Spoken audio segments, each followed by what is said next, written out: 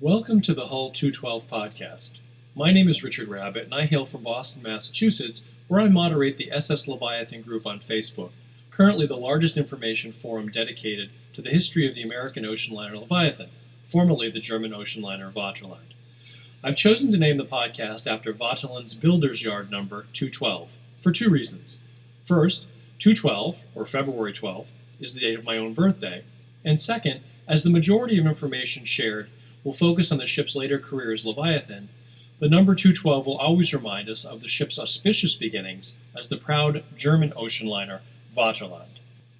The idea for these podcasts arose from being able to share information on Vaterland and Leviathan as contained in Frank O. Brainerd's immense six-volume work entitled The World's Greatest Ship, Leviathan, which he self-published between 1972 and 1983. This set is unquestionably the most comprehensive single resource available on the ship outside of the Facebook group. Over 6 books, it spans more than 2,000 pages of text and weighs in as a set at a staggering 20 pounds.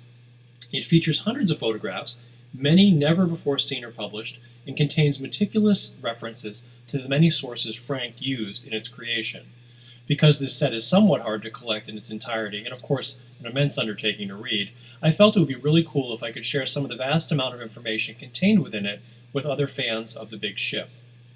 As I've mentioned before online, as a Leviathan scholar and historian, in order for me to find anything of value quickly in this set, I had to digitize it in its entirety to be able to do keyword searches in a way that was just not possible by simply relying on the set's massive and thorough indexing. The material is copyright, however, and regrettably, despite some requests I've had, I can't share it in its entirety in a digital format. That's where the podcast comes in. Through the generosity of the estate of Frank Brainerd, particularly his daughter Noelle, I've been given permission to read various snippets of the books as podcasts. I will select a date or pertinent topic, and then read a few paragraphs from the books, set to accompanying or related photos. In this manner, we will be able to share the marvelous information that Frank Brainerd so lovingly compiled over more than a decade. What I do find remarkably fascinating, given the breadth of this material, is how it was put together in an age before the internet, or even simple word processing could have made such a massive undertaking more manageable. Kudos to Frank for translating his lifelong passion for the great American ocean liner Leviathan into a warm and informative work. You will definitely hear the folksy writing that Frank was known for, and come to know him, the passengers and crew he featured, as well as the ship herself, in a way that I think, or I hope at least, will make you appreciate the Leviathan in a new light. For the benefit of the younger crowd among us, I think I'd like to start these podcasts with an introduction to Frank Brainerd. I never had the good fortune to meet Frank, but I've come to know his daughter Noelle, and have visited Frank's house in Seacliff, Long Island, New York, which was once filled to the rafters with ocean liner memorabilia and ephemera. The core of my own Leviathan collection actually comes from the estate of Frank Brainerd. Essentially, much of the material contained in his 6-volume set resides in my own archive. The books could not have possibly showcased all the materials Frank collected in their entirety. Therefore, via the Leviathan group on Facebook, I've tried to scan and share fully some of these rare and important documents, which in many cases are one of a kind. I also work, using Photoshop mostly, to digitally repair high-resolution scans of certain materials and images so that they can be preserved as an informational resource for future generations to enjoy and learn from. It's hard to believe that some of these documents are more than a century old, and of course they need a little TLC. These podcasts will also feature work from some amazing artists whose passion is to digitally add color to vintage black and white photos. As you will see, the addition of color draws you into the imagery and brings history alive in a new way by enhancing our ability to enjoy and interpret these glorious photos. Let me just add quickly that we live in a marvelous age of knowledge where information can be digitized and shared with relative ease. For historians or even casual fans of history, it means that photographs, films, sound recordings, old journals, newspapers, and other contemporary historical sources, long hidden in attics or on dusty shelves or in storage facilities at historical societies, libraries, or even in personal collections, are being scanned, indexed for keyword searches, and then shared broadly. From large libraries across the country to universities, historical societies, and other cultural institutions, the scale of the information that has become available online over the past 2 decades, mostly for free, is immense. Frank Brainerd would have delighted at the amount of information available today on Vaterland and Leviathan, that would be readily available at his fingertips. This makes what he was able to put together manually, beginning almost 50 years ago, so astonishing. Now, on to Frank himself. Frank Osmond Brainerd was born in Seacliff, Long Island in 1916. His love of the sea arose when childhood asthma forced him to remain at home and indoors during the hot summer months and other times of year. According to his daughter Noelle, souvenirs from his world traveler aunts and uncles enthralled him at this time, and started him down the road to collecting original ocean liner material beginning in the 1920s, from which he amassed and created a world-class collection of ship ephemera over an 8-decade period. Frank graduated in 1939 from Duke University with a degree in history. He later earned a master's degree in maritime history at Columbia University. In the 1940s, he served as a ship news reporter for the New York Herald Tribune, and later worked as a public relations director for the American Merchant Marine Institute, and also for the Moran Tugboat and Transportation Company. These activities put him at the forefront of all shipping activity in the ports of New York and New Jersey. What a sight it must have been in the day, seeing New York Harbor filled with liners, tramp cargo ships, tugs, lighters, barges. All of this left an indelible impression on Frank, who would go on to write more than 40 books on ships over the course of his lifetime, with, of course, his 6-volume Leviathan set as his crowning achievement as both a maritime historian and author. In the early 1960s, Mr. Brainerd and others conceived of a parade of tall-masted ships for the 1964 New York World's Fair, an idea that was endorsed by President John F. Kennedy.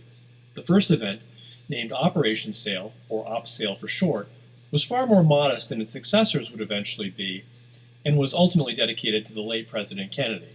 In 1966, Mr. Brainerd and others formed a committee that ultimately led to the creation of South Street Seaport Museum. Eventually, the museum would occupy a series of 18th and 19th century buildings and several piers along 7 blocks in Lower Manhattan. For many years, Mr. Brainerd was a program director of the museum, organizing its exhibits, festivals, and concerts. From 1980 to 2000, he was also curator of the museum at the United States Merchant Marine Academy at Kings Point, New York, to which he donated much of his maritime memorabilia. Other pieces of his collection, particularly for Leviathan, were donated to the Smithsonian Institution in Washington, D.C. As chief executive of Operation Sail, Frank, along with numerous colleagues, organized 3 more OpSails, but none, however, had the massive impact of the 1976 OpSail event, which celebrated the bicentennial, or 200th anniversary of the birth of the United States of America. This event took place during the Cold War as the city of New York was facing a huge fiscal crisis, racial strife, a significant rise in violence, massive gridlock and air pollution, decaying infrastructure, and much of the general malaise affecting many large cities and urban areas, all sagging under the many challenges affecting America in the third quarter of the 20th century. Despite many hurdles and technicalities in its conception and organization, on July 4, 1976, towering sailing ships glided majestically below the Verrazano Narrows Bridge in New York and proceeded to unfurl their sails. The OpSail Bicentennial event featured nearly 300 large ships from more than 50 countries in an 18-mile-long caravan up the Hudson, including 16 of the approximately 25-masted tall ships remaining in the world at that time. It was estimated that 5 million people lined the New York and New Jersey shores that day, and more than 10,000 small private craft were kept out of the parade route by 150 Coast Guard vessels.